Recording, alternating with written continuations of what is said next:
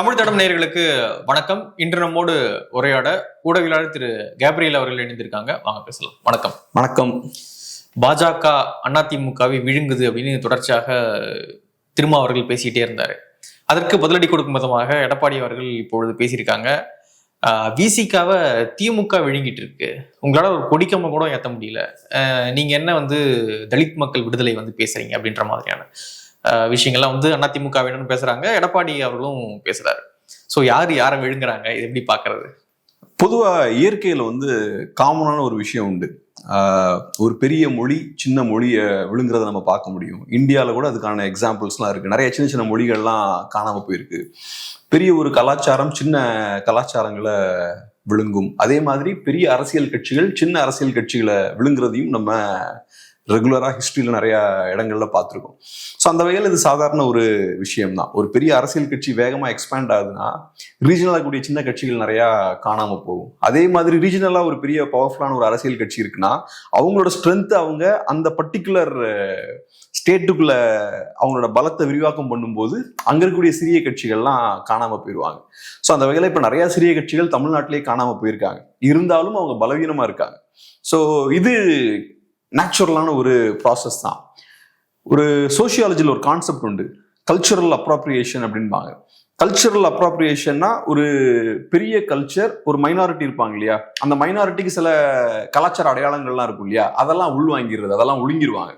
இப்போ அமெரிக்கா எடுத்துக்கிட்டோம்னா அங்கே இருக்கக்கூடிய வெள்ளைக்காரங்க அங்கே இருக்கக்கூடிய செவிந்தியர்களோட கலாச்சாரங்களெல்லாம் கொஞ்சம் உள்வாங்கியிருப்பாங்க. ஆனால் செவிந்தியர்கள் அதை வேற ஸ்பிரிட்ல அதை வெளிப்படுத்தியிருப்பாங்க.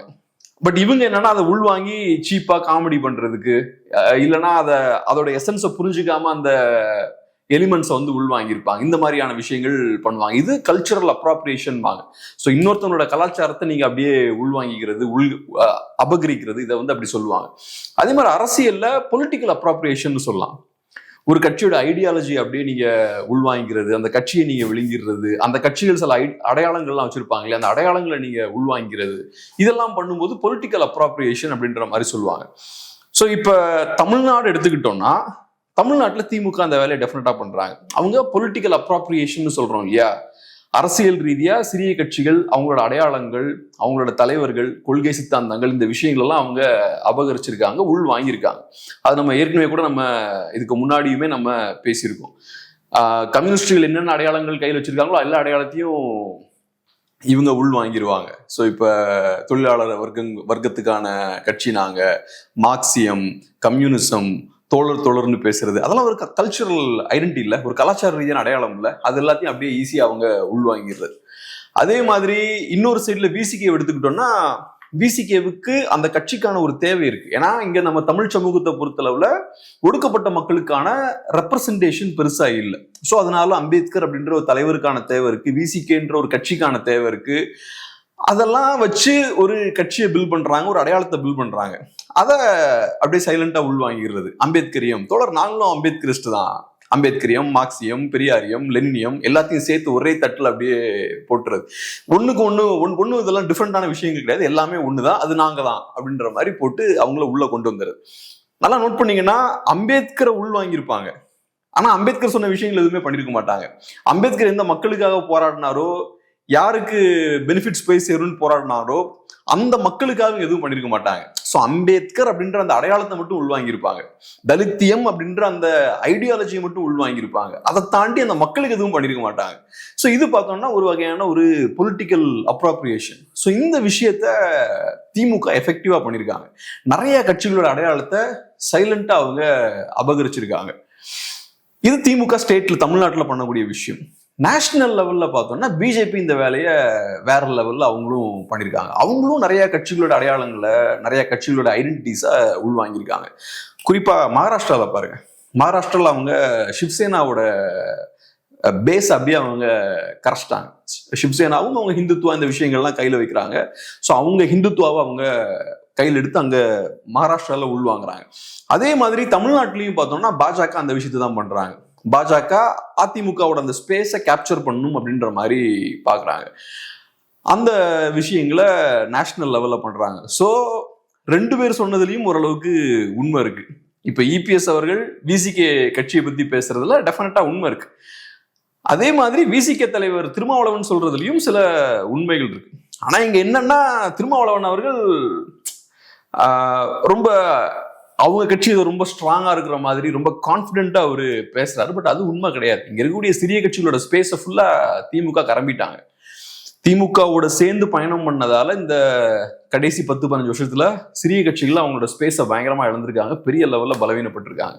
ஸோ அந்த விஷயம் தான் இங்க போயிட்டு இருக்கு. இது ஜனநாயகத்துக்கு நல்லது கிடையாது. இப்பொழுது இன்னொரு விஷயமும் பேசப்படுது. 27ஆம் தேதி மோடி அவர்கள் தமிழகம் வராங்க. அந்த பயணத்தை, அன்னைக்கான பயணத்தை வந்து எடப்பாடி பழனிசாமி அவர்கள் ரத்து பண்ணிட்டு மோடி அவர்களை மீட் பண்ண போறாரு அப்படின்னு வந்து சொல்லப்படுது. ஸோ அமித்ஷா அவர்கள் வேறொரு டோன் எடுக்கிறாரு. இங்க கூட்டணி ஆட்சி தான் தமிழ்நாட்டில் அப்படின்னு ஒரு கருத்தை முன்வைக்கிறாரு. எடப்பாடி பழனிசாமி அவர்கள் அமித்ஷா அவர்களுக்கு எதிரான ஒரு கருத்தை முன்வைக்கிறார் அப்படின்னு வந்து நம்ம சொல்லலாம்.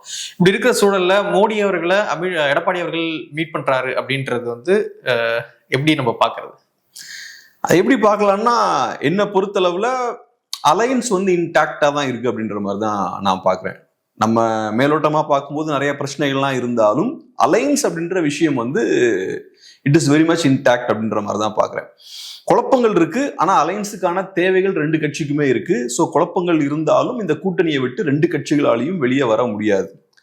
ஸோ இப்ப இபிஎஸும் அவரோட ஸ்டாண்டை கிளியர் ஆக்கிட்டாரு. அமித்ஷா அவர்கள் இப்ப குவைட்டா இருக்கிற மாதிரி தான் இருக்கு. இனிமேல் அவர் பேச மாட்டாருன்னு நினைக்கிறேன் இந்த மாதிரி. ஏன்னா இப்ப இபிஎஸ் பின் வாங்க மாட்டேன்றதுல ரொம்ப ஸ்ட்ராங்கா இருக்காரு. ஸோ அதனால என்ன குழப்பங்கள் இருந்தாலும் அலைன்ஸோட டிராவல் பண்ணலாம் அப்படின்ற ஒரு இடத்துக்கு தான் அவங்க சீக்கிரம் வந்து சேருவாங்க அப்படின்ற மாதிரி பாக்குறேன். ரெண்டாவது என்ன பொறுத்தளவு இன்னொரு விஷயம் என்னன்னா, மேபி பிஜேபி இதை ஃபர்ஸ்டே அவங்க கணிச்சிருக்கலாம்.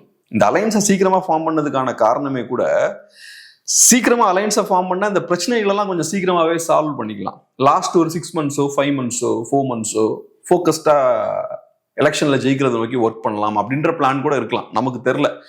ஏன்னா இப்போ டிவியில் பார்க்கும்போது சில பொலிட்டிக்கல் கமெண்டேட்டர்ஸ்லாம் என்ன சொல்றாங்கன்னா, பாஜக வந்து சேம் சைட் கோல் போடுறாங்க, அவங்களோட பிளான் வந்து திமுகவை வீழ்த்தணுன்றது கிடையாது, அதிமுகவை வீழ்த்தலான்ற பிளான்ல தான் இருக்காங்க. ஸோ இங்க பாஜகவோட இன்டென்ஷனே சரியில்லைன்னா சில விமர்சகர்கள் ரெகுலரா டிவியில் சொல்றாங்க அந்த விஷயங்கள்லாம். நமக்கு அதெல்லாம் தெரில. பட் மேபி இது கூட ஒரு ஸ்ட்ராட்டஜியா இருக்கலாம். ஃபர்ஸ்ட் சீக்கிரமா நம்ம அலைன்ஸ் ஃபார்ம் பண்ணிட்டோம்னா ஃபர்ஸ்ட் ஒரு 3-4 மந்த்ஸ் இருக்கக்கூடிய அந்த முரண்களெல்லாம் சரி பண்ணிக்கலாம். ஏன்னா சீட் நெகோசியேஷன்லாம் வரும். இபிஎஸ் டெஃபினட்டா டஃப்பான நெகோசியேட்டர், அவர் ஈஸியா எதையும் விட்டு கொடுத்துட மாட்டார், டஃப்பான நெகோசியேட்டர். அப்படி இருக்கும்போது நம்மளும் கொஞ்சம் லிமிட்டை கிராஸ் பண்ணி சில பிரச்சனைகள்லாம் கொடுக்க வேண்டிய சூழல் ஏற்படும். ஸோ அதனால சீக்கிரமா அலைன்ஸ் ஃபார்ம் பண்ணிட்டோம்னா அந்த பிரச்சனைகளெல்லாம் நம்ம கொடுக்கலாம். அதுக்கப்புறம் எலெக்ஷன் கிட்ட நெருங்கும் போது சேர்ந்து ஒழுங்கா நம்ம கேம்பெயின் பண்ணலாம், நம்ம ரோலை நம்ம பிளே பண்ணலாம், அவங்க ரோலை அவங்க பிளே பண்ணுவாங்க, அப்ப ஸ்மூத்தா போயிரும் அப்படின்ற ஒரு ஸ்ட்ராட்டஜி கூட இருக்கலாம். ஆனா இப்ப மோடி அவர்கள் வர்றது, இபிஎஸ் அவர்கள் அவரை போய் சந்திக்கிறது, இதெல்லாம் சொல்லக்கூடிய விஷயம் என்னன்னா, அலைன்ஸ் வந்து டெஃபினட்டா அலைன்ஸ் இருக்க போகுது. ஏதோ ஒரு அண்டர்ஸ்டாண்டிங்கும் சீக்கிரம் வந்துருவாங்கன்னு நினைக்கிறேன். இன்னொன்னும் பொதுவெளியில பேசப்படுது என்ன அப்படின்னா, டிவிகே வந்து அதிமுகவை விமர்சனம் பண்ண மாட்டாங்க. ஸோ இது என்ன அண்டர்ஸ்டாண்டிங், ஏன் வந்து விமர்சனம் பண்ண மாட்டாங்க? ஒருவேளை நாளைக்கு வந்து டிவிகே அதிமுகவோடு கூட்டணிக்கு போறாங்களா, அதனாலதான் முன்னேற்பாடாக விமர்சனங்கள்லாம் பண்ண மாட்டாங்களா அப்படின்ற ஒரு பார்வையுமே இருக்கு.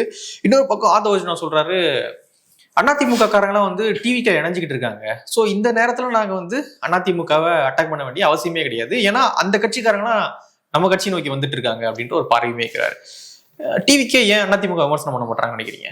அதான் இப்போ சாதாரணமா பொதுமக்கள் பார்க்கும்போதும் சரி, சில அரசியல் விமர்சகர்களும் சொல்லக்கூடிய விஷயம் என்னன்னா, ஏன் இந்த கட்சி அவங்களை விமர்சிக்க மாட்டேங்கிறாங்க, அந்த கட்சியை ஏன் விமர்சிக்க மாட்டேங்கிறாங்க அப்படின்ற மாதிரி கேட்கறாங்க. ஸோ அவங்களோட எக்ஸ்பெக்டேஷன் என்னவா இருக்குன்னா, நீங்க இப்ப பாத்திருப்பீங்க, இப்ப நம்ம யூடியூப்ல நம்ம பேசும்போது நம்மள நிறைய பேர் விமர்சிப்பாங்க, நீங்க திமுகவை காட்டாம விமர்சிக்கிறீங்க, ஆனா அதிமுக விமர்சிக்க மாட்டேங்கிறீங்க, இல்லைன்னா அதிமுக விமர்சிக்கிறீங்க திமுக விமர்சிக்க மாட்டேங்கிறீங்க, இந்த மாதிரியான கொஸ்டின்ஸை நம்மளை நோக்கி வைப்பாங்க. நமக்கு இழக்கிறதுக்கு ஒண்ணுமே கிடையாது. ஒரு வீடியோல நம்ம இந்த கட்சியை விமர்சிக்கலாம், இன்னொரு வீடியோல அந்த கட்சியை விமர்சிக்கலாம், 2 பேரையும் சேர்த்து ஒரே வீடியோல விமர்சிக்கலாம். நமக்கு எந்த இழப்பும் பெருசா கிடையாது. 10 சப்ஸ்கிரைப் ஏறுவாங்க, 10 சப்ஸ்கிரைப் இறங்குவாங்க. அப்படியே இழக்கிறதா இருந்தாலும் சில நூறுகள் சில ஆயிரங்கள்ல தான் அந்த இழப்பு இருக்கும், பெருசா எதுவும் கிடையாது. நம்ம ஒரு சின்ன ரூம்ல தான் நமக்கு பிடிச்சதெல்லாம் பண்ணிக்கலாம். ஆனா ஒரு அரசியல் கட்சின்னு வரும்போது அவங்க ஒரு பொலிட்டிக்கல் ஸ்டாண்ட் எடுத்து ஒரு பார்ட்டியை அப்போஸ் பண்றாங்கன்னா அதனால லாபமும் ஏற்படலாம், நஷ்டமும் ஏற்படலாம். ஸோ அவங்க ஒரு கட்சியை அப்போஸ் பண்ணுன்ற ஸ்டாண்டுக்கு வராங்கன்னா இதெல்லாம் கால்குலேட் பண்ணணும். இந்த கட்சியை நம்ம அப்போஸ் பண்ணோம்னா நமக்கு லாபம் இருக்குமா, நஷ்டம் இருக்குமா? நஷ்டம் இருந்தா அப்ப அதை பண்ணக்கூடாது, லாபம் இருந்தா மட்டும்தான் பண்ணணும். ஏன்னா எலக்டோரல் பாலிடிக்ஸ்னு வரும்போது ரொம்ப காம்ப்ளெக்ஸான விஷயம். ஸோ இப்போ டிவிக்கேன்ற ஒரு கட்சியை ஸ்டார்ட் பண்றாங்க, ஒரு ஸ்டாண்ட் எடுக்கிறாங்க. பிஜேபி எங்க எதிரின்னு சொல்றாங்க, ஆனா பிஜேபி பெருசா அட்டாக் பண்ணல. திமுகவை தான் அவங்க ப்ரெடாமினண்டா அட்டாக் பண்றாங்க. ஸோ அவங்க எக்ஸாக்டா எந்த ஓட்டர்ஸை டார்கெட் பண்றாங்க, என்ன செய்ய விரும்புறாங்க அப்படின்ற விஷயத்த பார்ப்போம். ஸோ இப்ப டிவிக்கேன்ற புது கட்சி இருக்கு. இந்த கட்சியால டிஎம்கே ஓட்ஸை உடைக்க முடியுமா? முடியாதா? டிஎம்கே ஓட்ஸை உடைக்கிறது கஷ்டம். ஏன்னா டிஎம்கே பொறுத்தளவுல ஆன்டி பிஜேபி பாலிடிக்ஸா கையில வச்சிருக்காங்க, ரொம்ப ஸ்ட்ராங்கா கையில வச்சிருக்காங்க. அது போக இந்தியா அலைன்ஸ்ல பார்ட்டா இருக்காங்க, காங்கிரஸோட அவங்க ரொம்ப க்ளோஸா இருக்காங்க.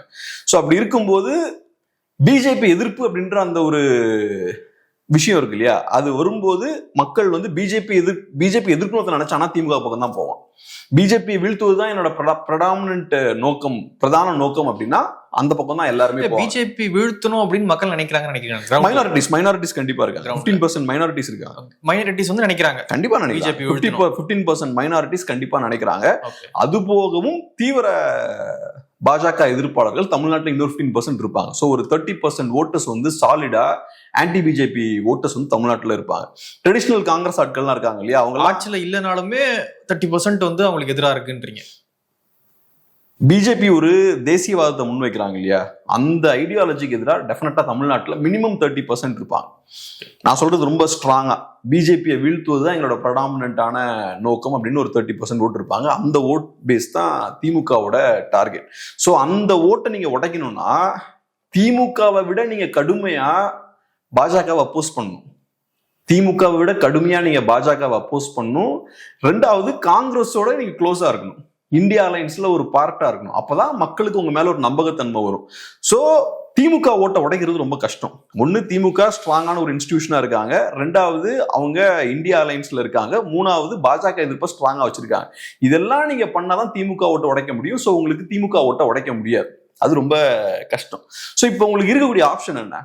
ஏடிஎம்கே ஓட்ஸை நீங்க உடைக்க ட்ரை பண்ணலாம். ஏடிஎம்கே ஓட்ஸை உடைக்கணும்னா நீங்க என்ன பண்ணணும்? திமுக எதிர்த்து அரசியல் பண்ணணும் இல்லையா? ஸோ ஏடிஎம்கே ஓட்டு உடைக்கணும்னா ஏடிஎம்கேவுக்கு ஓட் போடக்கூடிய ஒருத்தன் இப்போ உங்களுக்கு ஓட் போடணும். ஏடிஎம்கே ஓட் போடக்கூடிய ஒருத்தன் என்ன எதிர்பார்ப்பான்? திமுக எதிர்க்கணும், திமுக எதிர்க்கணும்னு அவன் எதிர்பார்ப்பான். ஸோ அப்ப அவனுக்கு என்ன தேவையோ, அவனோட விருப்பம் என்னவோ நீங்க அதை பண்ணணும். ஸோ ஏடிஎம்கே ஓட்ஸ் நீங்க டார்கெட் பண்ணும்போது திமுக மோசமான கட்சி, குடும்ப ஆட்சி அங்க இருக்கு, இவங்க எல்லாம் மேல உட்காந்து இந்த மாதிரி ஏமாத்திட்டு இருக்காங்க, இப்படிலாம் பேசுனீங்கன்னா அங்க இருக்கவன் நமக்கு பிடிச்ச விஷயங்கள்லாம் கரெக்டா பேசுறானே, நமக்கு என்ன வேணுமோ அதை பேசுறானேன்னு சொல்லி இந்த பக்கம் திரும்புவாங்க. இப்போ டிவிகே உடைய எதிர்ப்பு பாத்தீங்க அப்படின்னா அவங்க பிஜேபியும் எதிர்க்கிறாங்க, டிஎம்கேயும் எதிர்க்கிறதாக சொல்றாங்க. ஒரு பக்கம் பாத்தீங்கன்னா வக்ஃப் போர்டுக்கு எதிரான அந்த பில்லுக்கு வந்து வழக்கெல்லாம் பதிவு பண்றாங்க, சிஏக்கு எதிராக பேசுறாங்க, என்ஆர்சிக்கு எதிராக பேசுறாங்க, முஸ்லிம்களுக்கு ஆதரவான கருத்துக்கள் நிறைய சொல்றாங்க. இதுதான் அவங்களுடைய பிஜேபி எதிர்ப்பா இருக்கு. இன்னொரு பக்கம் பாத்தீங்கன்னா டிஎம்கே எதிர்ப்பு. இது என்ன பண்றாங்க அப்படின்னா அப்பப்போ ஏன்னா இஷ்யூஸ் நடக்கும்பொழுது அறிக்கை வருது. விஜய் அவர்கள் எப்பொழுதுனா வெளியே வந்து போராட்டம் நடத்துறாரு.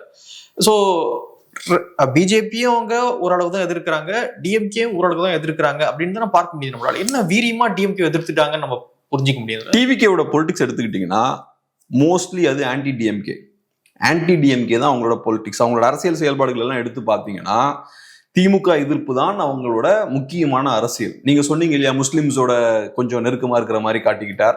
அது போக வக்ஃப் போர்டு அந்த பிரச்சனையை அவரு கையில் எடுக்கிறார். ஸோ ரெண்டுமே ஏறக்குறைய முஸ்லிம்ஸை டார்கெட் பண்ணக்கூடிய விஷயம் தான். அது முஸ்லிம்ஸ் எல்லாம் ஒரு நாள் டார்கெட் பண்ண முடியாது.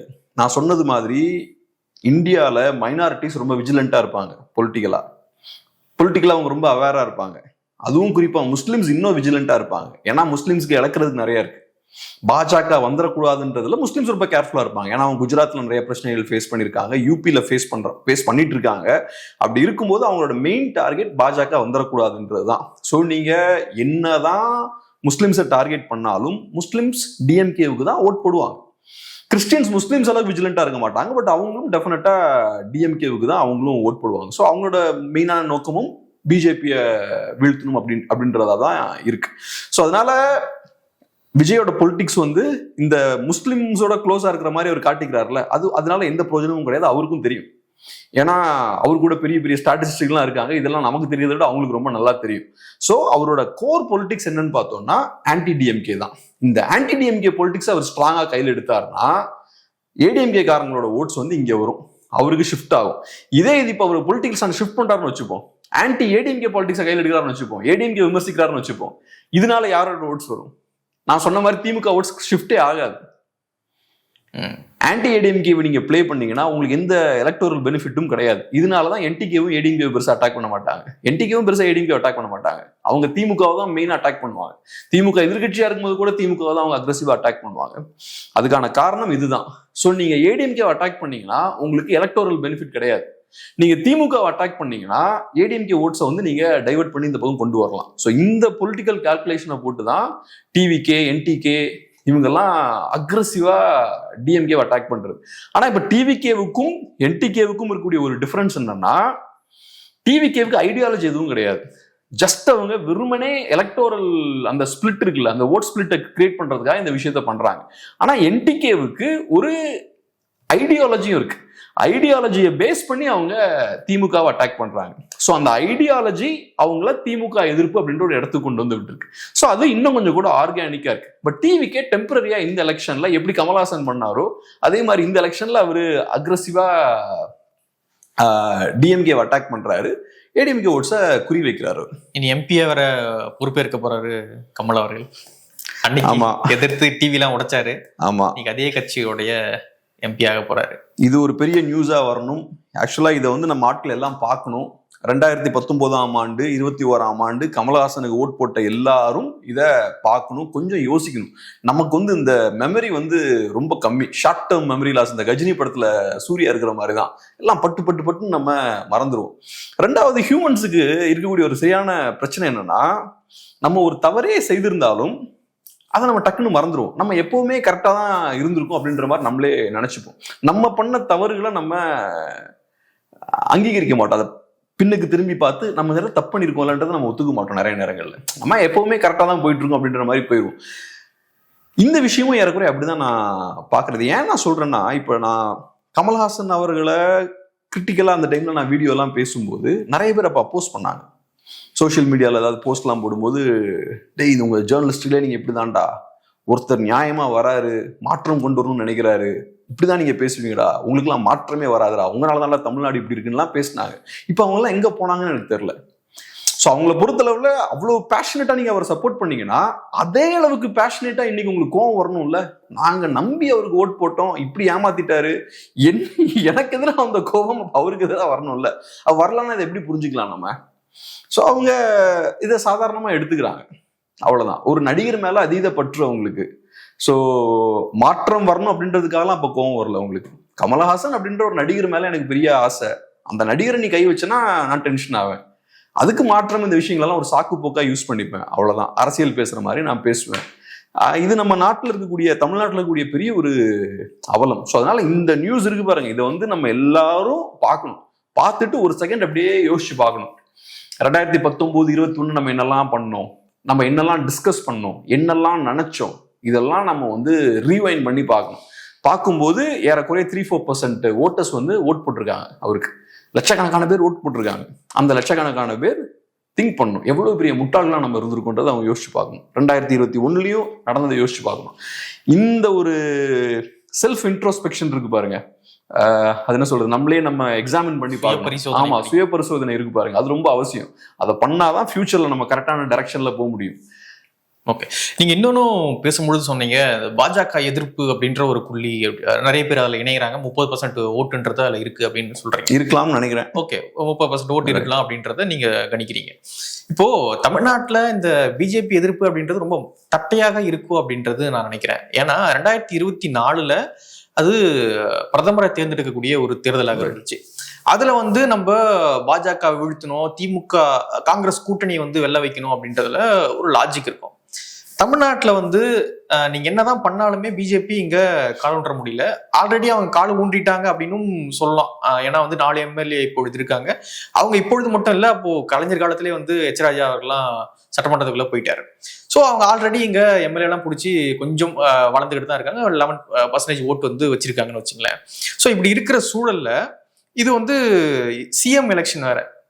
இதுல என்னத்தை நம்ம பாஜக எதிர்ப்பை வச்சு போலரைஸ் பண்ண முடியும் அப்படின்னு நினைக்கிறாங்க. மக்களும் அதுக்கு ஓகே அப்படி இதுதான் கரெக்டான ரூட் அப்படின்னு எடுக்கிறதுக்கான காரணம் என்ன? இன்னொன்னு சேர்த்து கேட்டுறேன். இப்போ ஒருவேளை அதிமுக பாஜக கூட்டணி வச்சிருக்காங்க. ஒருவேளை திமுக போடல அப்படின்னா இவங்க வந்துருவாங்க, அதனால நாங்க திமுக போடுறோம், பாஜக கூட்டணி கூட வரக்கூடாது இங்க அப்படின்ற லாஜிக் கூட அவங்க சொல்லலாம். ஆனா முன்னாடி எடப்பாடி பழனிசாமி அவர்கள் சிஎம் இருக்கும்பொழுது பாஜக கூட்டணியில தான் இருந்துச்சு. சோ அன்னைக்கு என்ன பெருசா எடப்பாடி அவர்கள் பாஜக வளர விட்டுட்டாரு. திமுக தான் இன்னைக்கு பாஜக வளர விட்டுட்டு இருக்கு. அன்னைக்கு எடப்பாடி அவர்கள் பாஜக வளரவே விடல. ஒரு 4 எம்எல்ஏ கொடுத்து ஆஃப் பண்ணி அப்படியே உட்கார வச்சிருந்தாரு. சோ இன்னைக்குதான் அவங்க திமுக காலத்துல தான் அவங்க 11% ஓட்டுன்றது வாங்குறாங்க. சோ மக்கள் வந்து ரொம்ப தட்டையான ஒரு பார்வையோட திமுக வந்தா பாஜக விழுந்துரும் அப்படின்னு நினைக்கிறாங்க. ஆனா திமுக வரும்பொழுதுதான் பாஜக எழுச்சி அடையுது. இது நம்ம ஏற்கனவே பேசியிருக்கோம். திமுக பீரியட்ல தான் பாஜக இன்னும் பவர்ஃபுல்லா குரோ ஆகுறாங்க. அது ஒண்ணு. ரெண்டாவது, எது கரெக்டு எது தப்பு அதெல்லாம் தாண்டி மக்கள் எது வேணும் எது வேண்டாம்னு நினைக்கிறாங்க அப்படின்றதுலதான் பொலிட்டிக்ஸ் இருக்கு. ஸோ மக்களை பொறுத்தளவுல ஸ்ட்ராங்கா அவங்க சில வியூஸ் வச்சிருக்காங்க. அதுவும் குறிப்பா மைனாரிட்டிஸ் வந்து 15% ஸ்ட்ராங்கா அந்த வியூஸ் வச்சிருக்காங்க. அது போக இன்னொரு குரூப்பும் அந்த மாதிரியான ஒரு பார்வையில் இருக்காங்க. ரெண்டாவது, ட்ரெடிஷ்னலாவே தமிழ்நாட்டுல ஆன்டி சென்டர் ஃபீலிங்ஸ் வந்து எப்பவுமே உண்டு. அது காங்கிரஸ் பார்ட்டி பவர்ல இருக்கும்போது அவங்களுக்கு எதிரான ஒரு ஃபீலிங்ஸ் உண்டு. காங்கிரஸை வீழ்த்தி தான் திராவிடியன் பார்ட்டிஸ் வராங்க. ஸோ ஒரு 60 இயர்ஸ்க்கு முன்னாடியே நேஷனல் பார்ட்டியோட ஹோல்ட் அவங்க உடைச்சிட்டாங்க. ஸோ ஒன்று, எப்பவுமே நேஷனல் பார்ட்டி மேல ஒரு சின்ன ஒரு அவநம்பிக்கை தமிழ் மக்களுக்கு இருக்கு. அதுபோக ஹிந்துத்துவா பாலிடிக்ஸ்னு வரும்போது எஸ்பெஷலி மைனாரிட்டிஸையும் வேற சில குரூப்ஸையும் அது வந்து கோவப்படுத்துது. ஸோ இப்ப இந்த விஷயம் இருக்கும்போது இதை ஒரு மார்க்கெட்டா திமுக பாக்குறாங்க. திமுகவை பொறுத்தளவுல அவங்க வந்து எப்படி பார்ப்பாங்கன்னா, ஓகே எலெக்ஷனை கண்டெஸ்ட் பண்ண போறோம், தமிழ் மக்கள்ல ஒரு குறிப்பிட்ட குரூப்புக்கு இந்த மாதிரியான பார்வை இருக்கு, அப்ப நம்ம அரசியல் அதுக்கு ஏத்த மாதிரி கட்டமைச்சுப்போம். இவனுக்கு பிஜேபியை பார்த்தா ஒரு பெரிய ஒரு பயம் இருக்கு, கோபம் இருக்குன்னா அதை நம்ம யூஸ் பண்ணிப்போம். அவ்வளவுதான், சிம்பிள் லாஜிக். இதுக்கு முன்னாடி அவங்க அலைன்ஸ் வச்சாங்க, இதுக்கு முன்னாடி அவங்க பாஜக அலைன்ஸ் வச்சாங்க. அப்ப ஏன் அலைன்ஸ் வச்சாங்க? அப்ப இந்த கோபம் இல்ல. அப்ப பாஜக ஒரு வளர்ந்து வரக்கூடிய ஒரு பார்ட்டியா இருந்தது. ஸோ அப்ப அலைன்ஸ் வைக்கிறது திமுகவுக்கும் யூஸ்ஃபுல்லா இருந்தது. மக்கள் மத்தியிலையும் பெரிய நெகட்டிவ் இம்பாக்ட் அதுக்கு ஏற்படுத்தல, இப்ப இருக்க அளவுக்கு ஏற்படுத்தல. ஸோ அப்ப திமுக அவங்க வசதிக்கு ஏற்ற மாதிரி அந்த அலைன்ஸை ஃபார்ம் பண்ணாங்க. ஸோ திமுகவை பொறுத்தளவுல அவங்களுக்கு தேவைன்னா பாஜகவோட சேருவாங்க, அவங்களுக்கு தேவை இல்லைன்னா பாஜகவோட சேர மாட்டாங்க. ஸோ இது எல்லாமே மக்களோட ஃபீலிங் சம்பந்தமான ஒரு விஷயம். ஸோ இங்க கேள்வி வந்து பாஜக எதிர்ப்பு கரெக்டா தவறா அதெல்லாம் தாண்டி பாஜக எதிர்ப்பை கையில எடுத்தா எனக்கு ஓட்ஸ் கிடைக்கும், நான் அதிகாரத்துக்கு வந்துடலாம், அவ்வளவுதான் அவங்க கால்குலேஷன். திமுக நிஜமாவே பாஜக எதிர்ப்புலாம் சீரியஸ் எடுப்பாங்கன்னு நினைக்கிறீங்களான்னு? எல்லாம் மிகப்பெரிய கோடீஸ்வரர்கள்லாம் இருக்காங்க. எனக்கு தெரிஞ்சு ஏசியாவில் இருக்கக்கூடிய பெரிய செல்வந்தர்கள்ல நிறைய பேர் திமுக முக்கியஸ்தர்களா இருப்பாங்க. சோ அப்படிப்பட்ட ஒரு இடத்துல இருக்கக்கூடிய ஆட்களுக்கு பாஜகவை நான் வீழ்த்தணும் அப்படின்றது அவங்களோட நோக்கமா இருக்குமா என்ன? அவங்களுக்கு ஏகப்பட்ட பிரச்சனை இருக்கும். பாஜகவெல்லாம் பத்தி அவங்க யோசிச்சுட்டு இருக்க மாட்டாங்க. நம்ம எப்படி அதிகாரத்துக்கு வரலாம், நம்மளோட செல்வத்தை நம்ம எப்படி பாதுகாக்கலாம், இதெல்லாம் தான் யோசிப்பாங்க. ஸோ அந்த ஆங்கிள் இருந்து யோசிக்கும் போது ரைட்டு, நம்ம ஆளுங்க கொஞ்சம் பாஜக அப்படின்ற அந்த பூச்சாண்டியை காட்டினா பயப்படுறாங்க, ரைட் அதை காட்டி நம்ம போலரைஸ் பண்ணுவோம், பாஜக எல்லாம் போலரைஸ் ஆகுன்னு ஒரு குரூப்பை போலரைஸ் பண்ணிட்டாங்க. போலரைஸ் பண்ணி நல்லா ஸ்ட்ராங்கா அதை ஹோல்ட் பண்ணி வச்சிருக்காங்க.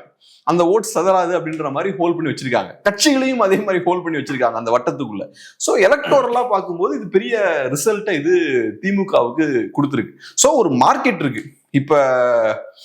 இப்போ ஒரு இடத்துல தண்ணியே இல்லை, காஞ்ச இடமா இருக்கு, அப்ப அந்த இடத்துல நம்ம வாட்டர் பாட்டில் தான் நல்லா விற்கும்ல, அந்த மாதிரி தான். ஸோ பாஜக எதிர்ப்பு அரசியலுக்கான மார்க்கெட் இருக்கு அப்படின்ற விஷயத்த அவங்க பாக்குறாங்க. அதை பாஜக எதிர்ப்பு அப்படின்ற அந்த ப்ராடக்டை செல் பண்றாங்க மக்கள்கிட்ட, அதை வித்துடுறாங்க.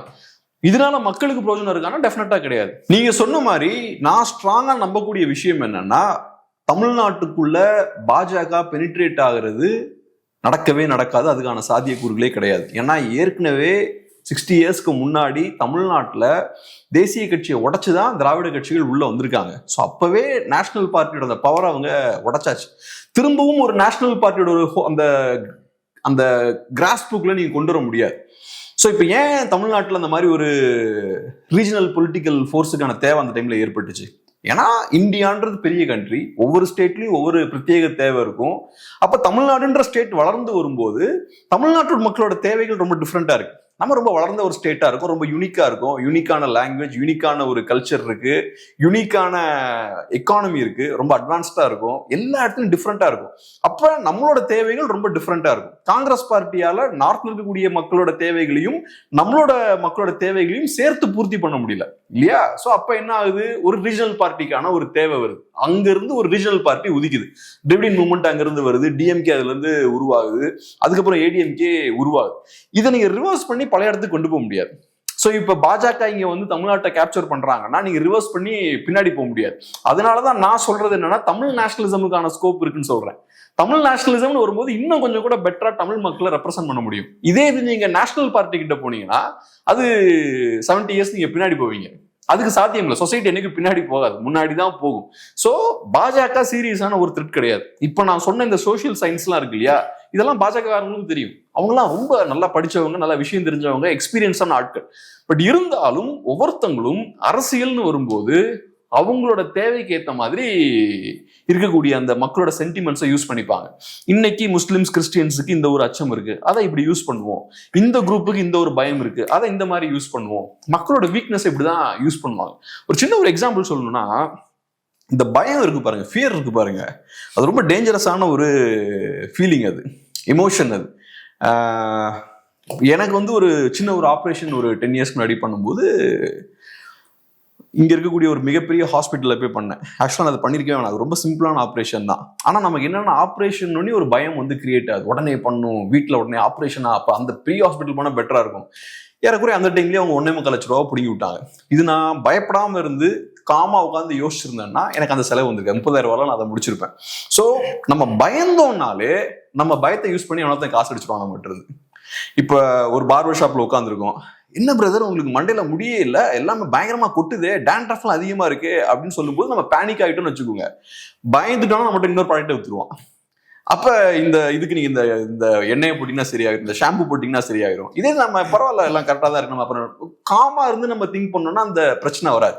எங்கெங்கெல்லாம் நம்ம பயப்படுறோமோ, ஒரு இடத்துல நம்ம பயப்படுறோம்னா, ஃபியர் அப்படின்ற ஒரு ஃபீலிங் உள்ள இருக்குன்னா நம்மளோட அந்த ஃபீலிங்கை யூஸ் பண்ணி இன்னொருத்த சம்பாதிச்சிருவான். இங்க அதே தான், இங்க ஒரு குரூப்புக்கு பெரிய ஒரு பயம் இருக்கு, அந்த பயத்தை திமுக தான் தூண்டி விடுறாங்க. ஸோ ஃபாசிசம் வந்தாச்சுன்னா நீங்க முடிஞ்சீங்கடா அப்படின்ற மாதிரி அந்த பயத்தை கிளப்புறாங்க. ஒன்ஸ் அந்த பயம் அப்படின்ற அந்த விஷயம் உள்ள வந்துருச்சுன்னா அவனை நீங்க யூஸ் பண்ணி என்ன வேணாலும் பண்ணலாம். ஆனா இல்லாத ஒரு விஷயத்த வச்சு பயமுறுத்துறாங்க. பாஜக ஒரு த்ரெட் இல்லையான்னு கேட்டா நான் அதுக்குள்ள நான் அப்படி பார்க்கல. அது ஓரளவுக்கு த்ரெட்டா தான் இருக்கும். பல இடங்கள்ல அது பண்ணியிருக்காங்க, அதெல்லாம் நம்ம மாற்றுக்கிறது கிடையாது. ஆனா தமிழ்நாட்டுக்குள்ள பாஜகவில் என்ன பிரச்சனை அப்படின்னு கேட்டீங்கன்னா, ஒரு பிரச்சனையும் இப்பொழுதைக்கு இல்லை அப்படின்றதுதான் நிலவரமாக இருக்கு. நானும் தெளிவுபடுத்திக்கிறேன், நானுமே பாஜகவால பிரச்சனைகள் இருக்கு. அவங்க இன்னைக்கு இந்தியாவை ரூல் பண்ணக்கூடிய பார்ட்டி, பெரிய லெவல்ல சூப்பரா ரூல் பண்றாங்கலாம் சொல்ல. ரெண்டாவது இந்தியாவை பிளவுபடுத்துறாங்க, ரிலிஜியஸ் லைன்ஸ்ல இந்தியாவை பிளவுபடுத்துறாங்க, இதெல்லாம் சிக்கல் தான். நான் என்ன ஆங்கிள் இருந்து சொல்றேன்னா, தமிழ்நாட்டுக்குள்ள அவங்க என்டர் ஆக முடியாது, பொலிட்டிக்கலா என்டர் ஆக முடியாதுன்னு சொல்றேன். அதுதான் நம்ம பேஸ் பண்ணி இப்போ பேசுறோம். பொலிட்டிக்கலா அவங்க தமிழ்நாட்டுக்குள்ள என்டர் ஆக முடியாத ஒரு சூழல்ல இருக்காங்க. அதை வச்சு ஆனா அதை வச்சு ஒரு பயத்தை கிளப்பி, இல்லாத ஒரு பேயை வச்சு பயத்தை கிளப்பி மக்கள்கிட்ட இருந்து வாக்க அறுவடை பண்றாங்க. ஆனா இங்க ஆல்ரெடி பல பூதங்கள் இருக்கு அப்படின்னு சொல்ற. ஊழல் அப்படின்ற ஒரு பூதம் இருக்கு, வாரிசு அரசியல் அப்படின்ற பூதம் இருக்கு.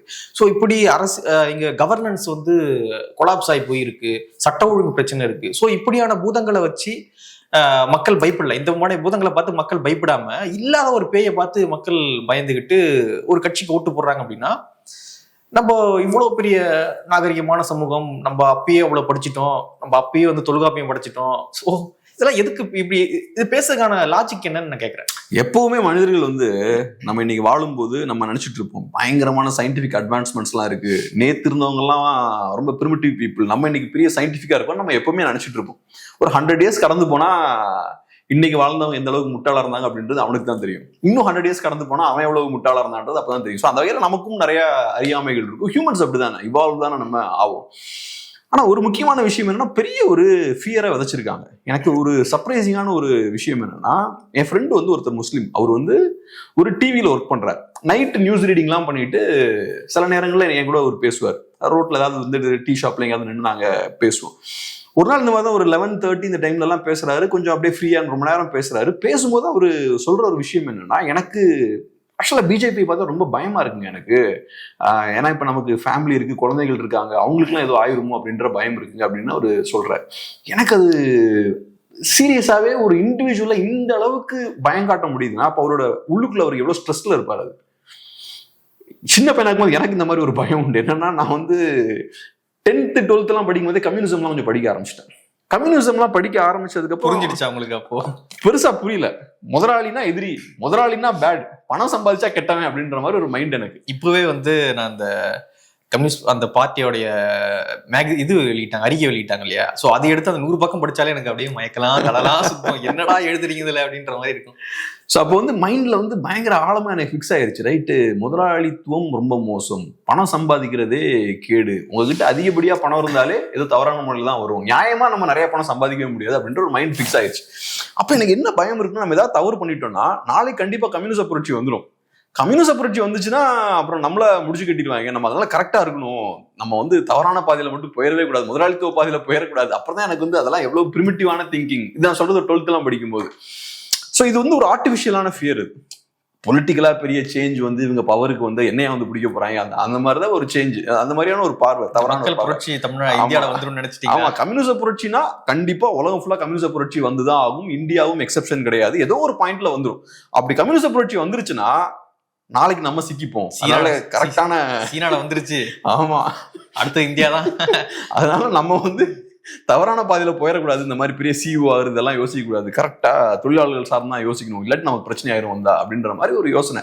இந்த மாதிரி எதையாவது சம்பந்தமே இல்லாம யோசிச்சுட்டு இருக்கிறது, அது அப்படிதான் பாக்குறேன். எனக்கு அப்ப ரொம்ப கவலையா இருந்தது அவர் பேசும்போது. ஏன்னா நம்ம சொல்றோம் சாதாரணமா, இப்ப ஒருத்தருக்கு குழந்தை இருக்கு, அந்த குழந்தைங்களுக்கு நாளைக்கு ஏதோ பாதிப்பு வரும்லாம் அவர் யோசிக்கிறாருன்னா மேபி நார்த்லாம் அது வந்திருக்கலாம். ஆமா, கண்டிப்பா அது ஒன்றும் தவறான இதுன்னு சொல்லல. ஆனா இந்த அளவுக்கு ஒரு ஃபியரை இவங்க ஊட்டி வச்சிருக்காங்க பாருங்க.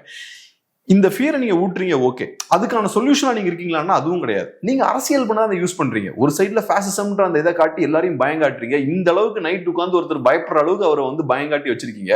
இன்னொரு பக்கம் ஓட்ஸா அதை கன்வெர்ட் பண்ணிட்டு நீங்க பாட்டுக்கு போயிட்டே இருக்கீங்க. ஃபேசிசம் எதிராக எதுவுமே பண்ணல. 4 வருஷத்துல பாஜக எதிராக நீங்க என்ன பண்ணீங்க? எத்தனை பெரிய போராட்டங்கள் பாஜக எதிராக நடத்துனீங்க? நீட்டுக்காக நீங்க எத்தனை போராட்டங்கள் நடத்துனீங்க? அதெல்லாம் நீங்க பண்ணிருந்தீங்கன்னா நிஜமாவே பாஜக எதிரான ஒரு கட்சி நான் ஏத்துக்கிறேன். நீட்டுக்கு எதிராக ஒன்றும் பண்ணல. அதே மாதிரி எங்களுக்கு ஃபண்ட்ஸ் வரல, டெவல்யூஷன்ல ஏகப்பட்ட பிரச்சனை இருக்குன்னீங்க. இப்போ என்ன ஃபண்ட்ஸ் எல்லாம் என்ன வந்துருச்சு? ஜிஎஸ்டி என்ன ஆச்சு? ஜிஎஸ்டி அச்சா புச்சான்னு நீங்க பவருக்கு வந்துட்டீங்க, 4 வருஷம் இங்க இருந்திருக்கீங்க. மக்களை மொபிலைஸ் பண்ணி பாஜக எதிராக என்ன பண்ணீங்க? உங்க வேலை தானே. ஃபேசிசம் பெரிய ஒரு த்ரெட்டு, நீங்க பவருக்கு வந்துட்டீங்க. ஃபேசிசம் எதிராக நீங்க என்ன பண்ணணும்? மக்களை மொபிலைஸ் பண்ணணும். மக்களை மொபிலைஸ் பண்ணி ஒரு பொலிட்டிக்கல் ஃபோர்ஸா நீங்க நிப்பாட்டணும். ஒவ்வொரு இடத்துல நீங்க பாஜகவோட முயற்சிகளை ஸ்டாப் பண்ணணும். புதுசாக அதை பண்ண போறாங்க, மோசமான விஷயம் பண்ண வராங்கன்னா ஸ்டாப் பண்ணணும். அதெல்லாம் எங்க பண்ணிருக்கீங்க? இவங்க ஒரு டைவர்ஷன் பண்ணக்கூடிய ஒரு அரசியலை வந்து யூஸ் பண்றாங்க, அவங்க கரெக்டா வந்து கையில் எடுக்கிறாங்க. புதிய கல்விக் கொள்கை அப்படின்னு சொல்லும் பொழுது கடுமையாக அப்பொழுது திமுக எதிர்கட்சியாக இருக்கும்போது எதிர்த்தாங்க. 2020 அப்படின்னு சொல்லி கொண்டு வந்தாங்க புதிய கல்வி கொள்கை. அப்போ எதிர்த்தாங்க. சரி, இவங்க ஆட்சி வந்த பிறகு என்ன பண்றாங்க அப்படின்னு பாத்தீங்கன்னா, தமிழ்நாட்டுக்குன்னு ஒரு கல்விக் கொள்கையை வந்து நாங்க வகுக்க போறோம் அப்படின்னு சொல்லிட்டு நிறைய பேர் கல்வியாளர்கள்லாம் தலைமையில இந்த குழு எல்லாம் போட்டு ஆய்வு பண்ணி இன்னமும் அந்த அறிக்கை வந்து ரெடி ஆகிட்டு இருக்கு, இன்னும் ரிலீஸ் பண்ணாம வச்சுக்கிட்டு இருக்காங்க. இதுல என்ன நம்மளுக்கு டவுட் அப்படின்னா, கன்கரண்ட் லிஸ்ட்ல இருக்கும் பொழுது கல்வி அப்படின்றது இவங்க ஒரு அறிக்கை ரெடி பண்ணி அதை எப்படி இம்ப்ளிமெண்ட் பண்ண முடியும் அப்படின்றது பேசிக்கா எழக்கூடிய ஒரு விஷயம் தானே. ஆனா இந்த பேசிக்கான விஷயத்தை கூட எழவிடாம கல்விக் கொள்கை வந்துகிட்டு இருக்கு, அதுக்கு பதிலாக நம்ம ரெடி பண்ணிக்கிட்டு இருக்கோம். ஸோ இது வந்து அவங்களுக்கு போதுமானதா இருக்கு. இங்க ஒரு குழு போடுறது அவங்களுக்கு போதுமானதா இருக்கு. அவங்க ஆக்கப்பூர்வமா என்ன செய்யறாங்க, அதை மக்கள் நோட் பண்றாங்களா அப்படின்றது அவங்களுக்கு தேவையில்லாது. இதுக்கு நான் ஒரு குழு போட்டேன், முடிஞ்சு போச்சு, பத்தியா போட்டேன், இதுவே அவங்க பெரிய புரட்சியாக பெரிய மாற்றமாக இதனாலே நான் பிஜேபி எதிர்த்துட்டேன் அப்படின்னு சொல்லக்கூடிய விஷயமாக இருக்கு. நீட்டு நீங்க ரத்து பண்றேன்னு சொல்றீங்களா, ஏன் ரத்து பண்ணல அப்படின்னு கேட்கும்பொழுது 10 லட்சம் கையெழுத்து வாங்கிட்டேன். 10 லட்சம் கையெழுத்துன்றது நீட் ரத்து பண்ணாது இல்லையா? சோ நீட் ரத்து பண்ண ஆக்கப்பூர்வமா என்ன பண்ணிருக்கீங்க அப்படின்ற ஒரு கேள்வி இருக்குல்ல. சோ அவங்க நீட்டுன்னு கேட்டா 10 லட்சம் கையெழுத்து, புதிய கல்விக் கொள்கைன்னா நாங்க ஒரு கல்விக் கொள்கை ரெடி பண்றோம். சோ இது எதுவுமே வந்து இவங்க பண்றது ஆக்கப்பூர்வமா மெட்டீரியலா வந்து அது ஒர்க் ஆகுதா கிரவுண்ட்ல அப்படின்னு கேட்டீங்கன்னா அது எதுவுமே வந்து ஒர்க் ஆகல. திமுகவால பாஜகவுக்கு டேமேஜ் ஏற்படுத்தக்கூடிய எந்த விஷயங்களையும் பண்ண முடியாது. ஏன்னா நீங்க ஸ்டேட்ல உட்காந்துட்டு பாஜகவுக்கு பாதிப்பு ஏற்படுத்தக்கூடிய விஷயங்களையோ பாஜகவோட திட்டங்களுக்கு எதிரான விஷயங்களோ நீங்க பண்ணீங்கன்னா பாஜக ஸ்ட்ராங்கா உங்களை டீல் பண்ணுவாங்க. உங்களால பாஜக மாதிரியான ஒரு பார்ட்டியை டீல் பண்ண முடியாது. திமுக ஹைலி கரப்ட் பார்ட்டி. கரப்ட் பார்ட்டியா இருக்கீங்கனாலே நீங்க வீக்கா இருக்கீங்கன்னு அர்த்தம். அஃப்கோர்ஸ் ஃபினான்ஷியலா நீங்க ஸ்ட்ராங்கா இருப்பீங்க, ஆனா உங்ககிட்ட நிறைய ஓட்டைகள் இருக்கும், அதை யூஸ் பண்ணி அவன் ஈஸியா தூக்கிடுவான். ஸோ அதனால ஒன்ஸ் நீங்க கரப்ட் ஆயிட்டீங்கனாலே உங்களால நியாயத்துக்காக நிக்க முடியாது, ஃபேசிசத்துக்கு எதிராக நிக்க முடியாது, அநியாயத்துக்கு எதிராக நிக்க முடியாது. ஸோ நீங்க வந்து வீக் ஆயிருவீங்க. அந்த இடத்துலதான் இன்னைக்கு திமுக இருக்காங்க. ஸோ திமுக இன்னைக்கு பண்ணக்கூடிய அரசியல் என்னன்னா, அவங்க பாஜகவுக்கு எதிராக பாசிசத்துக்கு எதிராக பேசுவாங்க, ஆனா பாஜகவுக்கு எதிராக எதுவும் செய்ய மாட்டாங்க. இவ்வளவு நாளா அவங்க பண்ற விஷயங்கள் எல்லாமே பாஜகவுக்கு எதிராக நிறைய பேசிக்கிட்டே இருப்பாங்களே தவிர பாஜகவுக்கு எதிராக அவங்களால எதுவும் பண்ண முடியாது. அந்த பொலிட்டிக்கல் ஸ்ட்ரென்த் அவங்களுக்கு கிடையாது. நாளைக்கு ஒரு டிஎம்கே லீடர் அரெஸ்ட் பண்ணிட்டு போறாங்கன்னு வச்சுப்போம், ஏதோ பெரிய பிரச்சனை இல்லை, யாரும் வரமாட்டாங்க திமுக. இன்னைக்கு திமுகவுக்கு இன்னைக்கு ஒரு 1,00,000 பேரை மொபிலைஸ் பண்றதுக்கான ஸ்ட்ரென்த் கிடையாது. நான் சொல்றது பணம் கொடுக்காம, பணம் கொடுத்து வரவன் பிரச்சனைக்கெல்லாம் நிக்க மாட்டான். அவன் சும்மா வந்து அந்த ஸ்டேஜ் முன்னாடி வந்து நிப்பான், கைதட்டுவான், போயிடுவான். நிஜமான ஒரு பொலிட்டிக்கல் கேடர் இருக்கான் பாருங்க, அவன் தான் களத்துல வந்து நிப்பான், போராடுவான். தலைவனுக்கு ஒண்ணுன்னா வந்து நிப்பாங்க, ஒரு 1,00,000 பேர் வந்து நிப்பாங்க. தலைவனுக்கு அதுதான் ப்ரொடெக்ஷன். ஸோ நம்ம அந்த தலைவரை தொட்டானா 1,00,000 பேர் வந்துருவான், நமக்கு பிரச்சனை. அதனாலதான் தலைவரை டச் பண்ண மாட்டாங்க. அப்படிப்பட்ட ஒரு கேடர்ஸ் வேணும். திமுக இன்னைக்கு அதெல்லாம் கிடையாது. ஸோ அதெல்லாம் இல்லை அப்படின்ற போது அவங்களால பாஜகவோட சண்டையே போட முடியாது. ஸோ அப்ப திமுக என்ன பண்றாங்க, போலியான ஒரு பிம்பத்தை கட்டுறாங்க. நாங்க தான் பாஜகவுக்கு எதிராக ஏதோ பண்ணிட்டு இருக்கோன்ற மாதிரி பிம்பம் கட்டுறாங்க. ஆக்சுவலா அவங்க எதுவும் பண்ணல. பட் அவங்க நீங்க சொன்ன மாதிரி அவங்க இதை எப்படி யூஸ் பண்ணிக்கிறாங்கன்னா, பாஜக எதிர்ப்பு அப்படின்ற ஒரு விஷயத்தை காட்டி, பாஜக பூச்சாண்டியை காட்டி களத்துல தமிழ்நாட்டுல ஏகப்பட்ட தவறுகளை பண்றாங்க. அதை பத்தி எதுவுமே பேசுறது கிடையாது. ஏதோ தமிழ்நாட்டுல முற்போக்குவாதிகள்னா நம்ம வந்து பாஜகவை பத்தி மட்டும்தான் பேசணும், இதெல்லாம் பத்தி பேசவே கூடாது. ஊழல் பத்தி பேசக்கூடாது, ரோடு இங்க சரியில்லை, லா அண்ட் ஆர்டர் இஷ்யூ இருக்கு, இதெல்லாம் பேசக்கூடாது. இதெல்லாம் பேசினா நீங்க ஃபேசிசம் எல்லாம் பத்தி பேசாம இதெல்லாம் பேசுறீங்க. அமெரிக்கா எல்லாம் பாத்தீங்கன்னா அவன் வேற ஏதோ பயங்கரமா எல்லாம் பேசுவாங்கல்ல சில இஷ்யூஸ்லாம், அந்த மாதிரி இதெல்லாம் பேசக்கூடாது. இதை மட்டும்தான் நீங்க பேசணும். இதை பேசினாதான் நீங்க ஒரு நார்மல் திங்கிங் பர்சன், ஒரு முற்போக்காளர் அப்படின்ற ஒரு இமேஜை கிரியேட் பண்ணிட்டாங்க. ஸோ அப்ப கிளியர் கட்டா பாஜக அப்படின்ற அந்த இதை யூஸ் பண்ணி அவங்க பிடிச்சதெல்லாம் பண்றதுக்கு, ஏகப்பட்ட பணத்தை சம்பாதிக்கிறதுக்கு ஒரு வாகனமா அதை யூஸ் பண்றாங்க பாஜகவை. ஸோ இது பெரிய ஒரு டேஞ்சர் தான் அது. இன்னொரு பக்கம் ராமதாஸ் அவர்கள் பிரஸ் மீட் கொடுத்திருக்காரு. பஞ்சாயத்து முடிகிற மாதிரி இல்ல, முடிகிற மாதிரி இல்ல. வியாழக்கிழமை பிரஸ் மீட் கொடுக்குறேன் அப்படின்னு சொல்லியிருந்தாரு. ஸோ அந்த வியாழக்கிழமை வந்துருச்சு. இந்த வியாழக்கிழமை பிரஸ் மீட் கொடுத்திருக்காரு. அன்புமணி அவர்கள் பயணம் போறாங்க, உரிமைகளை மீட்போம் அப்படின்னு சொல்லிட்டு நிறைய இடங்களை ஃபோக்கஸ் பண்ணி பயணங்கள் மேற்கொள்ள போறாங்க. ஸோ அதை என்ன சொல்லியிருக்காரு அப்படின்னு பாத்தீங்கன்னா, இந்த பயணத்தினால, இந்த நடைப்பயணத்தினால தமிழ்நாட்டில் சட்ட ஒழுங்கு பிரச்சனை கூட ஏற்பட வாய்ப்பு இருக்கு அப்படின்னு தன்னுடைய மகனுக்கு எதிராக பேசிட்டு இருக்காரு. ஒரு பக்கம் தன்னுடைய வீட்டுல ஒட்டுக்கேட்பு கருவிலாம் வச்சுட்டாங்க அப்படின்னு சொல்லிட்டு மறைமுகமாக இன்னொரு பிரிவை அவர் விமர்சனம் பண்ணியிருந்தாரு. இப்பொழுது அன்புமணி அவரோட நடைப்பயணம் தமிழ்நாட்டில் சட்ட ஒழுங்கு பிரச்சனை கூட ஏற்படும் அப்படின்னு சொல்றாரு. இந்த பிரச்சனை முடியும் அப்படின்னு பார்க்கப்பட்டுச்சு. நிறைய பேர் மீட் பண்ணி சமாதான பேச்சுவார்த்தை நடத்தினாங்க அப்படின்னு சொல்லப்பட்டுச்சு. தேர்தல் நெருங்கிட்டு இருக்கும் பொழுது இந்த பிளவு வந்து பெருசாயிட்டே இருக்கு. எங்க போய் முடியும்? அதான் இப்போ ஒரு விஷயம் என்னன்னா, பார்ட்டி மிஷினரி இருக்குல்ல, அந்த பார்ட்டி அப்பாரட்டஸ் வந்து அன்புமணி அவர்களோட கண்ட்ரோல் கீழே தான் இருக்கு, அவர் கையில தான் இருக்கு. ஸோ இப்ப அவருக்கு சிக்கல் என்னன்னா, ராமதாஸ் அவர்கள் டேமேஜ் பண்ணிட்டு இருக்காரு. அவர் face of the party. Ramadoss அவர்கள் தான் பார்ட்டியோட ஃபேஸ். ஆனா பார்ட்டி மெக்கானிசம் யாரு கையில இருக்கு? அன்புமணி அவர்கள் கையில இருக்கு. ராமதாஸ் அவர்கள் சும்மா இருக்க மாட்டேங்கிறாரு, பயங்கரமா டேமேஜும் பண்றாரு. ஸோ இப்ப அன்புமணி அவர்களுக்கு முதல்ல கட்சியை ஸ்ட்ரென்தன் பண்ண வேண்டிய ஒரு தேவை இருக்கு. நான் தான் இங்க ஃபுல் கண்ட்ரோல்ல இருக்கேன், என் கையில தான் பார்ட்டி இருக்கு. ஸோ எல்லாரையும் அந்த ஓட்ஸை ஃபுல்லா, அவரோட சப்போர்ட்டர்ஸை ஃபுல்லா கன்சாலிடேட் பண்ண வேண்டிய ஒரு தேவை. ஸோ அதனால அவரு சுற்றுப்பயணம் போறாரு. ஸோ ஒண்ணு அவரோட கட்சியை அவர் கன்சாலிடேட் பண்ணணும். ரெண்டாவது எலெக்ஷன்ஸ் வருது. எலெக்ஷன்ஸ் வரும்போது இது போட்டி அதிகமா இருக்கக்கூடிய ஒரு தேர்தல். இது இந்த எலெக்ஷன்ல ஹெவியான காம்படிஷன் இருக்க போகுது. அதனாலதான் அதிமுக ஃபர்ஸ்ட்லேயே களத்துல இறங்கிட்டாங்க. திமுகவும் பார்த்தோன்னா அக்ரெசிவா கேம்பெயின் பண்ணிட்டு இருக்காங்க. என்டிகே இன்னொரு சைட்ல அக்ரெசிவா ஒர்க் பண்ணிட்டு இருக்காங்க. டிவிக்கே அக்ரெசிவா புஷ் பண்ணிட்டு இருக்காங்க. அக்ரெசிவானா இப்ப அட்லீஸ்ட் கொஞ்சம் ஏதோ பண்ண ஆரம்பிக்கிறாங்க. இன்னொரு சைட்ல இப்ப பிஎம்கே அவங்களும் நீங்க சொன்ன மாதிரி பிரச்சாரத்துல இறங்க போறாங்க. அப்புறம் டிஎம்டிக்கும் அதே மாதிரி நீங்க சொன்னீங்க இல்லையா, ஏதோ நடைபயணம் போறாங்க, கும்மிடிப்பூண்டில இருந்து ஆரம்பிக்கிறாங்க. ஆமா. சோ இந்த மாதிரி இப்ப எல்லாருமே இறங்குறாங்கன்னா களத்துல போட்டி அதிகமா இருக்கு. நம்ம கொஞ்சம் லைட்டா லூஸ் விட்டோம்னா நம்மளோட இடத்த பிடிச்சிருவாங்க, இன்னொருத்தவங்க பிடிச்சிருவாங்க. ஏன்னா நிறைய பிளேயர்ஸ் உள்ள இருக்காங்க. இருக்கக்கூடிய கொஞ்சம் ஸ்பேஸுக்கு நிறைய பேர் அடி போட்டு இருக்காங்க.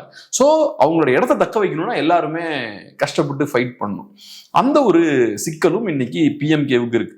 ஸோ ஒண்ணு, அன்புமணி அவர்கள் பார்ட்டியை கன்சாலிடேட் பண்ண முயற்சி பண்ணிட்டு இருக்காரு. ரெண்டாவது, பிஎம்கேவோட அந்த பொலிட்டிக்கல் ஸ்பேஸ் அவர் தக்க வைக்கணும். தக்க வைக்கலன்னா கையை விட்டு போயிடும். ஒரு சைட்ல விஜய் உள்ள வராரு, இன்னொரு சைட்ல பிஜேபி ஸ்ட்ராங் ஆயிட்டு இருக்காங்க, இன்னொரு சைட்ல என்டிகேவும் நிறைய விஷயங்கள் பண்றாங்க. இந்த புது கட்சிகள்லாம் இன்னும் கொஞ்சம் கூட அப்பீலிங்கா இருப்பாங்க யங்ஸ்டர்ஸ்க்குலாம். ஸோ நீங்க லைட்டா லூஸ் விட்டீங்கன்னா இவங்கெல்லாம் அந்த பக்கம் போயிடுவாங்க. அதையும் ஸ்டாப் பண்ணும் அப்படின்றதுக்காக இந்த விஷயங்கள்லாம் பண்ண வேண்டிய ஒரு தேவை அவருக்கு இருக்கு. ஆனா அவங்களுக்கு இப்ப சிக்கலான காரியம் என்னன்னா, இவ்வளவு போட்டி இருக்கக்கூடிய இந்த காலகட்டத்துல அதை முழுசா ஃபோக்கஸ் பண்ணாம அவங்களுக்குள்ள சண்டை போட்டுட்டு இருக்காங்க.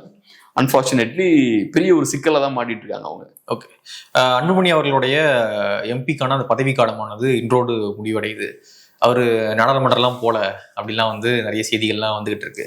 ஸோ இப்பொழுது அவர் எம்பியும் கிடையாது. அதிமுகவோடு அவங்க கூட்டணிக்கு போற மாதிரியான அந்த வாய்ப்புகளும் இருக்கிற மாதிரி தெரியல. இது வரைக்கும் வந்து அவங்க ஸ்டெப் எடுத்த மாதிரி தெரியல. அதிமுகவும் பெருசா இவங்க கிட்ட அணுகிற மாதிரி தெரியல, இவங்களும் அதிமுகவை அணுகி எதுவும் பண்ற மாதிரி தெரியல. ஸோ பாமக 26ல என்ன மாதிரியான ஸ்டாண்ட் எடுப்பாங்க, யார் கூட இருப்பாங்க? ஒருவேளை 16ல பண்ண மாதிரி 26லயும் மாற்றம் முன்னேற்றம் அன்புமணின்னு ஆரம்பிச்சிருவாங்களா? எப்படி பாக்குறீங்க? அதான் இப்போ வந்து எலெக்ஷன்ல வந்து நீங்க மக்களை ஒரு ட்ரிக்கை யூஸ் பண்ணி ஒரு தடவை தான் ஏமாத்தலாம். ஒரே ட்ரிக்கை யூஸ் பண்ணி பல நேரங்கள் ஏமாத்துறது கஷ்டம். திமுக ஓரளவு சக்சஸ்ஃபுல்லா பண்ணிட்டாங்க. பாஜகன்ற ட்ரிக்கை யூஸ் பண்ணி கொஞ்சம் வண்டியை ஓட்டிக்கிட்டே இருக்காங்க. பட் யூஸ்வலா ஒரு ட்ரிக் வந்து ஒரு தடவை தான் செல்லுபடி ஆகும். மக்கள் நல கூட்டணியை நீங்க ஒரு தடவை இறக்கி விடலாம், இன்னொரு தடவை அந்த மாதிரி இறங்கினாங்கன்னா மக்கள் மதிக்க மாட்டாங்க. அவங்களுக்கு தெரியும் இவங்களோட ஒர்த் என்னன்னு தெரியும். அப்புறம் அதுக்கு பின்னாடி லாஜிக் என்னன்னு தெரியும்.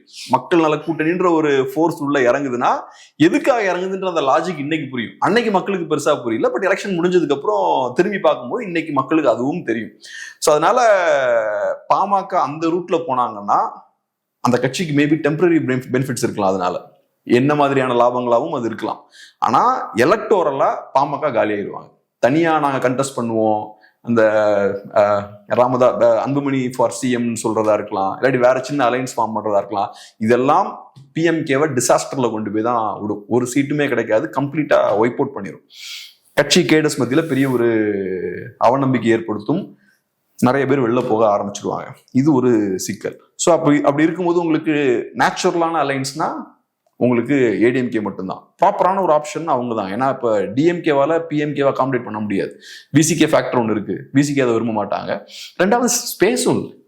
திமுக கூட்டணி ரொம்ப கிரௌடடா இருக்கு, எப்படி திமுகவால் அகாமடேட் பண்ண முடியும்? இல்ல அன்புமணி போற மாதிரி தெரியலையே. இங்க நடக்கிற பிரச்சனைக்கே திமுக தான் காரணம் பொழுது கரெக்ட் வாய்ப்பு இல்லை. கரெக்ட். ஸோ திமுக ஆப்ஷன் வந்து ரூல்ட் அவுட். ராமதாஸ் அவர்கள் கொஞ்சம் ஃபர்ஸ்ட் இன்ட்ரெஸ்ட் காட்டினாரு. இப்ப அவருமே கூட அந்த சைடு பெருசா டச் பண்ற மாதிரி தெரியல. ஸோ பாக்கி இருக்கக்கூடிய ஆப்ஷனா ரெண்டு தான். ஒன்னு அதிமுக கூட போகணும், இல்லைன்னா தனியா போகணும். நான் சொன்ன மாதிரி தனியா போனீங்கன்னா அது மிகப்பெரிய மோசமான விளைவுகளை உங்களுக்கு ஏற்படுத்தும். மேபி டெம்பரரியா சில லாபங்கள் இருக்கலாம். எப்படி மக்கள் நல கூட்டணி கட்சிகளுக்கு அந்த காலகட்டத்துல சில மறைமுகமான லாபங்கள் இருந்திருக்கும் இல்லையா, அந்த மாதிரி இருக்கலாம். ஆனா கட்சி டேமேஜ் ஆயிடும். பட் இருந்தாலும் நம்ம பார்ப்போம். ப்ராக்டிக்கலான ஒரு முடிவுனா அதிமுக கூட போறதுதான். பட் அவங்க அந்த கூட்டணி ஆட்சி அப்படின்ற விஷயத்த அன்புமணியும் ஸ்ட்ரெஸ் பண்றாரு. அந்த இடத்துக்கு டெஃபினட்டா இபிஎஸ் அவர்கள் இறங்கி வர மாதிரி தெரியல. அமித்ஷா சொல்லியே கேட்கல. ஆமா, அமித்ஷா சொல்லியே கேட்கல. இப்போ மோடி வந்திருக்காரு, அன்புமணி சொல்லியே கேட்டுற போறாரு. அதனால அது என்ன கதைன்னு நமக்கு தெரியல. பட் எனக்கு என்ன, நம்ம ப்ராக்டிக்கலா பார்க்கும்போது நமக்கு தெரிஞ்ச வில்லுக்கு இன்ஃபர்மேஷன் வச்சு பார்க்கும்போது ஏடிஎம்கே கூட போறதுதான் அவங்களுக்கு நியாயமான ஒரு விஷயம். நல்ல ஒரு ஆப்ஷனும் கூட இல்ல. ஆனா என்னன்னா, அன்புமணி அவர்கள் கையில பெரிய ஒரு லெவரேஜ் இருக்கு. அன்புமணி அவர்கள் கிட்ட இருக்கக்கூடிய ஓட்ஸ் பிஎம்கே ஓட்ஸ் கம்மியா கூட இருக்கலாம். ஆனா என்னன்னா, அந்த ஓட்ஸ் ஏடிஎம்கேவுக்கு வேணும். ஏடிஎம்கேவோட கோட்டை இப்ப எந்த ஏரியாவை சொல்றோம், நம்ம வெஸ்ட்ல வன்னியர் ஓட்ஸ் அவங்களுக்கு வேணும். வன்னியர் ஓட்ஸ் வந்து அங்க ஏடிஎம்கேவுக்கு போனாதான் வெஸ்ட்ல ஏடிஎம்கே அவங்க எதிர்பார்க்கிற மாதிரி ஸ்வீப் பண்ண முடியும். சோ அந்த வகையில வன்னியர் ஓட்ஸ் இருக்காங்கன்னு நினைக்கிறேன். கண்டிப்பா வன்னியர் ஓட்ஸ் இருக்காமா, கொங்கு பகுதியில வன்னியர் ஓட்ஸ் இருக்காமா. சோ அதனால வன்னியர் ஓட்ஸ் வந்து ரொம்ப அவசியம் அதிமுகவுக்கு. சோ அந்த ஒரு மற்ற பகுதினா கூட விட்டுறலாம். பட் இப்ப அதிமுகவோட கோட்டை, அதிமுகவோட முக்கியமான லீடர்ஸ்லாம் அந்த பக்கம் தான் குவிஞ்சிருக்காங்க. அதிமுகவோட பவர் சென்டரா வெஸ்ட் இப்ப மாறி, கொங்கு பகுதி மாறி இருக்கு. அப்படி இருக்கும்போது பிஎம்கேவுக்கு அங்க ஒரு லெவரேஜ் இருக்கு. அவங்களோட கோட்டையில எங்களுக்கு ஒரு ஹோல்டு இருக்கு. அதனாலதான் அது ஒரு பெரிய ஒரு லெவரேஜ் தான். அதை யூஸ் பண்ணி சில ஸ்ட்ராங்கான பார்கெயின் பண்ணலாம். பிஎம்கே இல்லைனாலும் 1 இயர்ஸ் நம்மளுக்கு ஓட்டு போட்டுருவாங்க நம்பிக்கையில் எடப்பாடி இருக்காரோ. 10.5 வந்து நம்ம கொடுத்துருக்கோம். அது இப்போ கோர்ட்ல பிரச்சனையா இருக்கு வச்சுங்களேன். ஸோ நாங்கள் திரும்ப வந்தா கொடுப்போம் அப்படின்ற ஒரு அடிப்படையில அது பண்ணலாம் இல்லையா? ஸோ பிஎம்கே இதுக்கு நம்ம நேரடியாவே வன்னியர்கள் நமக்கு ஓட்டு போடுவாங்க. சி. சண்முகம் இருக்காரு, அன்பழகன் இருக்காரு. ஸோ அப்படின்னு நினைப்பாங்களோ? எனக்கு என்னமோ இபிஎஸ் டெஃபினட்டா பிஎம்கே நம்ம அலையன்ஸ்குள்ள வரணும் அப்படின்னு அவர் எதிர்பார்ப்பார். ஆனா பிஎம்கே கேட்கிற விஷயங்களை அவரால் கொடுக்க முடியல. பிஎம்கே ஒரு டிமாண்ட் ரொம்ப ஹெவியா இருக்குல்ல, கூட்டணி ஆட்சி அப்படின்னு அவங்க டிமாண்ட் பண்றாங்கனால எங்களுக்கு சில மினிஸ்டர்ஸ் வேணும்ன்ற எதிர்பார்ப்பு அவங்களுக்கு இருக்கும். அந்த டிமாண்டை கொடுக்க முடியாது அப்படின்றதான் என்னோட பாயிண்ட். பட் ஏடிஎம்கேயோட விருப்பமும் இபிஎஸ் அவரோட விருப்பமும் இதுவாக தான் இருக்கும். பிஎம்கே நம்ம வண்டியில் ஏறினா நல்லது அப்படின்ற விருப்பத்துல தான் இருப்பாங்க. பிஎம்கேவோட டிமாண்ட்ஸ் வந்து ரொம்ப ஹெவியா இருக்கு. அதுக்கான காரணம் மேபி இதுவாக கூட இருக்கலாம். நான் சொன்னேன்ல, பிஎம்கே கிட்ட ஸ்ட்ராங்கான ஒரு லெவரேஜ் இருக்கு. அதிமுக கோட்டைக்குள்ளேயே அவங்களுக்கு ஒரு ஹோல்டு இருக்கு. ஸோ அதனால அந்த ஓட்ஸ் இங்கே ஷிஃப்ட் ஆகணும். இன்ஃபேக்ட் பிஎம்கே இருக்கக்கூடிய மிகப்பெரிய சிக்கல் என்னன்னா, 1 year ஓட்ஸ் வந்து ஏடிஎம்கேக்கு ஷிஃப்ட் ஆயிருச்சு, கவுண்டர் ஓட்ஸ் இங்கே ஷிஃப்ட் ஆகல. ஸோ இங்கிருந்து அங்கே டிரான்ஸ்ஃபர் ஆகுது, அங்கிருந்து இங்கே டிரான்ஸ்ஃபர் ஆகுது. ஸோ இந்த அலைன்ஸால பிஎம்கேக்கு பெருசா யூஸ் இல்லை. ஸோ அப்படி இருக்கும்போது எலக்டோரலா பொலிட்டிக்கலா எனக்கு பெரிய யூஸ் இல்லை. அட்லீஸ்ட் நீ எனக்கு இப்போ இதை பண்ணி கொடுன்னு அக்ரெசிவா புஷ் பண்ணலாம் மேபி. இதுதான் அவங்களுக்கு சிக்கல். ஸோ இப்போ பிஎம்கே கையில் ஒரு லெவரேஜும் இருக்கு. ஆனா பிஎம்கே கேட்குற விஷயத்த கண்டிப்பா பண்ண முடியாது இபிஎஸ்ஆல, அட்லீஸ்ட் இந்த எலெக்ஷன்ல பண்ண முடியாது. ஓகே, வெயிட் பண்ணி பார்க்கலாம் என்ன மாதிரியான முடிவுகள் வந்து எடுக்கப்படுது அப்படின்னு. நிறைய விஷயங்கள் நம்மோடு பகிர்ந்துட்டீங்க, ரொம்ப நன்றி. நன்றி.